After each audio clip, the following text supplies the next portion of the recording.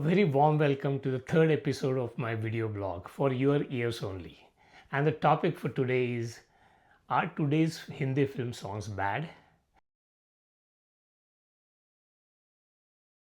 I often hear people say that today's songs are bad, not only from people born in 60s or 70s or earlier, but also in the 80s and 90s. Some talk about the great golden era, and after that Hindi films are not good. But just for the sake of argument, let's assume that today's songs are bad and the good songs stopped happening after 80s. But the question is, why or how? Did the artists like the ones who created music of 60s, 70s stop taking birth? Or they are born but they stop creating good music? Or the gene pool of good music artists was just exhausted after 70s, 80s? Or simply that we have just run out of all possible good melodies and tunes. All these scenarios sound ridiculous because they are ridiculous. Good artists don't just stop getting born or creating something which they're born with. There must be real reasons, and let's find them out. Till around 10-15 years back, I was also in the group of music lovers who said today's music is bad. Me and my friends used to take satisfaction in talking about the golden era and saying today's music is not very good. I would not even listen to new songs. Just be very happy with the old songs and very content in my comfort zone, saying that, oh, I love my old songs and I'm happy with them. But around 15 years back, I started realizing that by not listening to the new songs, I am the one who is losing. So I started exploring why. To start with, bad is a very subjective word. What is bad for me could be very good for someone else. I remember when I used to open my lunch box back in those days, the wonderful aroma of dal used to make my mouth water. But my non-Indian colleagues could not even stand the smell. In music, for example, take rap songs. While they are so popular all over the world, many people don't even consider them as music. But I strongly believe that people who do not like rap should not tell the rap lovers, oh, don't listen to this bad music. This is, you listen to some good music. They have no right to take away the joy which the rap listeners get from listening. This is an important point we have to remember when we talk about what is good or bad. For young people, whatever they hear today is good for them. It is what they are getting used to. And also, if they like today's songs, who are we to tell them it is bad, don't listen to this? I have always said, beauty of music lies in the ears of the listener. You can say, and some do say this, how unlucky today's generation is. They have to listen to these bad songs. But, saying this only makes you feel good. For the new generation, it is irrelevant. They are enjoying their music. What I've realized that one of the important reasons why people born in pre-80s do not like today's music is the treatment of a song. People who are born in 80 or before 80s are used to listening to a certain way a song is presented. And if something is presented in a different manner, they don't like it. Music in a song has two main elements, the tune and the accompaniment arrangement. I have heard some music directors and composers comparing a song to a person. If the tune is the body and soul of a person, accompaniment arrangement is like clothing, hairstyle, and makeup. If someone doesn't like the clothing, makeup, or hairstyle, they may ignore or dislike the person. Similarly, someone may reject a tune if the accompaniment is not liked. You will notice that the treatment of songs has changed in all languages, not only in Hindi. The treatment includes many elements. One is the musical arrangement, the instruments used, the tempo, gaps and silences between instruments and vocals, etc. The orchestration, how many instruments are used, whether Western or Indian or even a symphony style. Percussion has a lot of impact.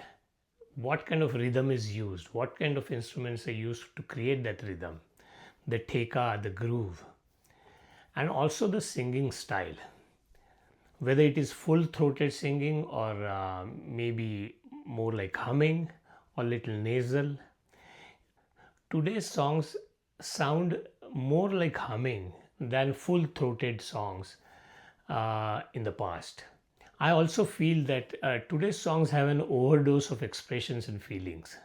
Of course, there are notable exceptions, but I'm talking in general. Another reason, which is a little weird, I mentioned this in my last episode as well, is the nostalgia or re experience. Have you noticed that we always like things which have happened in distant past, especially in your childhood or youth? Just as an example, in my childhood, my mother used to give us for breakfast 1 day old roti mixed with milk and sugar. It was a very simple recipe with no special ingredients, just what was available at hand. But I still feel that that is one of the best dishes I've ever eaten. I feel it is similar about the songs as well. The songs provide a joy of re experiencing, and there are generally memories attached to the songs, such as the place you listened to the song first time, who was with you, etc. You have a comfort zone built around these songs which you don't want to get out of. The new songs do not do that, and you may feel that they're not good. One other reason I always feel about the old and new comparison is the trends. The treatment of the song, as we just talked about, sets the trends in music. Or it may be that the music creators decide the treatment based on the current trend. It is like chicken and egg. An example of a trend is the songs suitable for dance. In recent years, songs on which you can dance are very popular because of the emergence of the dance culture. Another reason I feel is the use of technology in producing songs and digitization of music. New songs sound different because of heavy use of digital instruments and also auto tune. But I think we'll talk about auto tune in a different episode. So, these are the reasons, in my opinion. My conclusion is, in general, today's songs are not bad, but are different to the past, and this change is inevitable. I feel that for those who do not think today's music is good or today's songs are good, they have two options. One is to just wait for the trend to change and be happy in your comfort zone of listening to the old songs. And the second is to adapt to the current trend and start enjoying new music.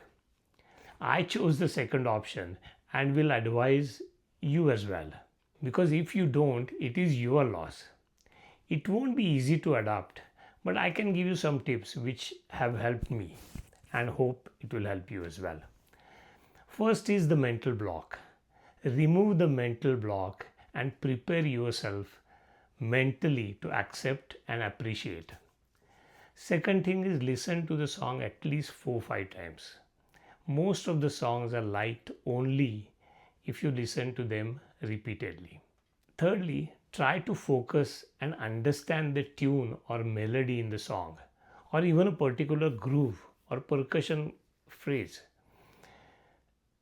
These things may be hidden in all the other noise. Do not watch the song, but only listen. I have realized that while I am watching the movie, I sometimes don't even notice a song. But listening to the same song afterwards, I really like that song. Another thing which has really helped me is watching music reality shows on TV. I came to know about many new songs while watching these reality shows.